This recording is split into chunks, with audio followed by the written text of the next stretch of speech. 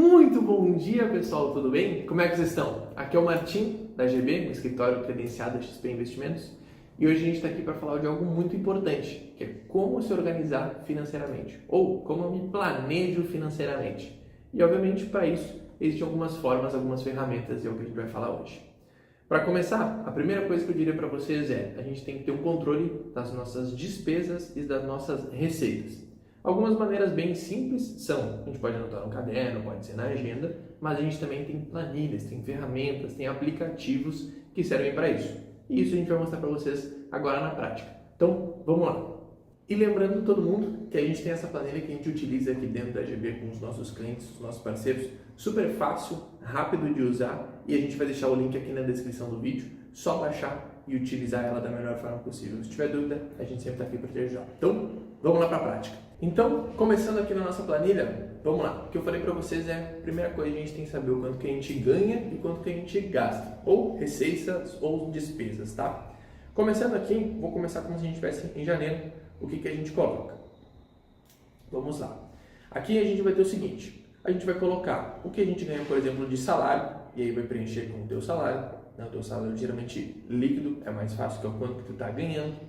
Se tu ganha alguma hora extra, se isso representa algo interessante também, já vai colocar aqui.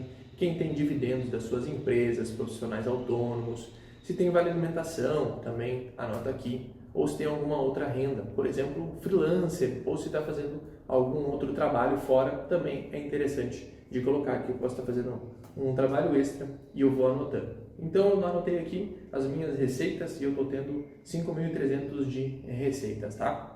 Depois de entender o quanto que eu ganho, a gente vai para ter um entendimento de quanto que a gente pode gastar. Aqui tem essa aba de investimentos, mas eu vou pular direto para a aba de despesas. O que a gente vai anotar? A gente tem algumas despesas fixas, tá? A gente tem algumas despesas fixas como aluguel, e a gente pode colocar aqui que a gente gasta R$1.000 de aluguel.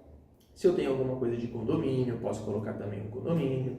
Se eu tenho algum seguro da minha casa, se eu tenho alguma diarista, enfim, eu posso colocar todas essas despesas que são fixas, que nunca mudam nesse momento. Se eu tenho alguma prestação de carro, se eu faço algum de um seguro de carro, se eu pago um estacionamento, então a gente já deixou aqui livre também. Plano de saúde, seguro de saúde.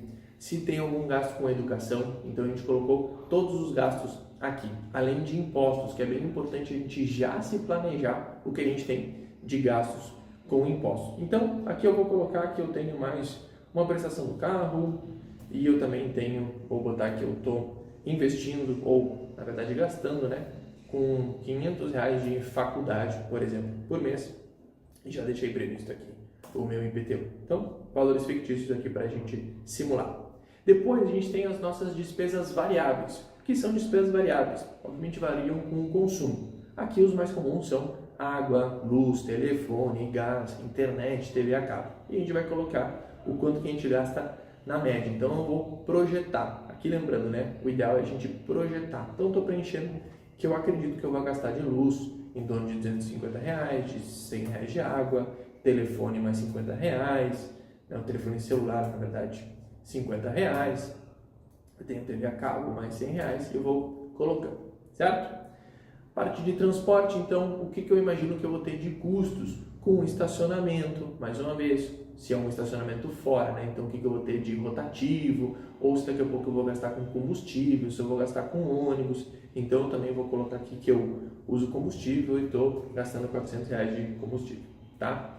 Mesma coisa, uma parte muito importante que o brasileiro negligencia são os gastos com alimentação e saúde. Então, eu vou colocar aqui que eu gasto mais ou menos de mercado, por exemplo, R$1.000, padaria, na feira ou até mesmo outros. Outros aqui, restaurante, alguma saidinha, um cafezinho, às vezes na empresa que a gente tem que sair, pagar alguma coisa, então isso também é importante, tá?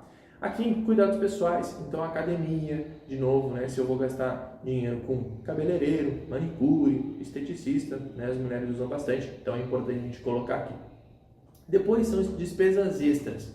Isso são coisas que a gente geralmente não tem, mas que pode vir a ter em algum determinado mês ou momento específico. Por exemplo, eu vou ter a cada 6 meses, eu vou ter que ir no dentista e vou gastar mais R$400 no dentista, por exemplo. Ou eu vou ter daqui a pouco uma manutenção no carro, eu vou pagar ali uma revisão do carro a cada 6 meses, a cada ano, eu também já vou me planejar o uniforme do filho para a escola, enfim, eu já vou colocar todas as nossas despesas ali, tá bom? E aí a gente também deixou um espaço de adicionais, que aí é obviamente viagens, cinema, se eu estou pagando ou vou comprar alguma coisa de roupa, enfim, eu também já me planejo, tá bom? Aí a gente vai colocando aqui, certo? No final da nossa planilha, ela já apresenta para a gente quais são, ou o resumo das nossas despesas e o quanto que a gente ganha. Como eu falei para vocês aqui na minha simulação, eu botei as minhas receitas que eu estou ganhando R$ 5.300.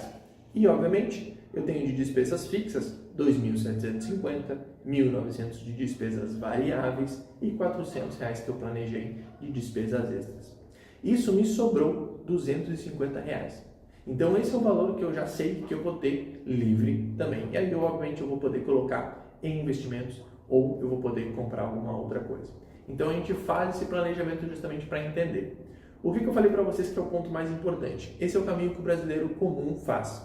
E por que lá em cima a gente tem a parte de investimentos logo depois das receitas? É que a gente faz dessa forma, mas a gente tem que inverter. A gente pode, então, a partir do mês que vem, vou botar aqui em fevereiro, eu já vou destinar, ou seja, R$ 250, eu já vou destinar para investir. Pode ser em ações, pode ser em tesouro direto, renda fixa, fundos de investimentos. Mas eu já sei que eu vou disponibilizar aquele dinheiro para investimentos. E aí eu vou começar a planejar as minhas despesas e receitas para o próximo mês. Assim, eu já vou deixar sempre a minha parte de investimentos pronta e sabendo o que eu vou ter de custos e de gastos. É dessa forma que a planilha já nos ajuda. Uma forma super simples, a gente deixa um espaço bem livre para colocar todas as informações e no final a gente já vê o que está dando de saldo, positivo ou negativo. Gostou da planilha? Então a gente tem algumas dicas aqui que também podem te ajudar. As dicas mais comuns que tu também já deve saber é: anote tudo que tu tem de gastos e de receitas. Aquele cafezinho, aquela água, aquela blusinha que às vezes a gente pode contar que não vai impactar no nosso orçamento, são muito importantes e a gente deve anotar. Além disso, uma coisa muito importante é conversar com o seu parceiro ou sua parceira se vocês têm um orçamento compartilhado, o quanto que cada um vai ter para investir, para gastar e, obviamente, para ajudar nos investimentos dentro da casa, né? Vamos dizer assim. Além disso, outras dicas muito importantes são: estabeleça metas e objetivos. O que eu tenho de objetivo para investimento geralmente? Ou o que eu tenho de objetivo de vida? Às vezes tu pode ter um objetivo que é fazer uma faculdade ou fazer uma viagem. Então, o que eu tenho de objetivo? Em qual período de tempo? E o que eu tenho que ter de investimento? O que eu tenho que juntar de dinheiro até aquela data para me ajudar? Isso, obviamente, digamos que eu tenho que ter R$ 1.200 para fazer uma viagem no final de semana, no final do ano. Eu já sei que eu tenho que guardar no mínimo R$ 100 por mês. Eu já coloco ali na minha planilha. Outra dica muito importante: se está pensando em investir, mas tem dívidas de cartão de crédito, financiamentos, algum outro tipo de dívida, o mais importante é quitar o quanto antes essas dívidas antes de começar a investir. Os juros dos investimentos sempre vão ser mais baixos do que os juros das dívidas, então é muito mais fácil e muito melhor primeiro pagar as suas dívidas e depois começar a investir. Essa boa organização financeira vai te ajudar a chegar mais rápido nos teus objetivos. Além disso, uma outra dica que vale a pena pesquisar é a concentração de compras dentro do cartão de crédito. Se tu não tem uma boa gestão sobre o teu patrimônio, sobre os teus gastos, não use o cartão de crédito. Agora, se tu usa e se tu tem uma boa gestão, como essa planilha, dos teus custos, o uso do cartão de crédito pode ser um aliado. Por que eu falo isso? Porque quem sabe usar o cartão de crédito pode usar. Inclusive tem algumas empresas como a própria XP, onde tu ganha dinheiro de volta toda vez que tu gasta o dinheiro naquele cartão, ou alguns têm programa de milhas e até mesmo isenções em alguns benefícios outros. Então, entenda, se tu é uma pessoa que é muito bem organizada financeiramente e sabe os teus gastos, use o cartão de crédito. Ele pode ser um ótimo amigo ali para ti. Se tu não sabe as tuas despesas, os teus custos, eu não te recomendo usar o cartão de crédito. Mas, obviamente, é uma boa saber aonde que tu pode usar as compras e de que maneira pagar. Então, se tu gostou desse vídeo, deixa o teu like, te inscreve no canal e, obviamente, deixa aqui nos comentários se tem alguma dúvida, se tem alguma coisa que tu gostaria de saber. A gente conta muito contigo. Um abraço e até a próxima.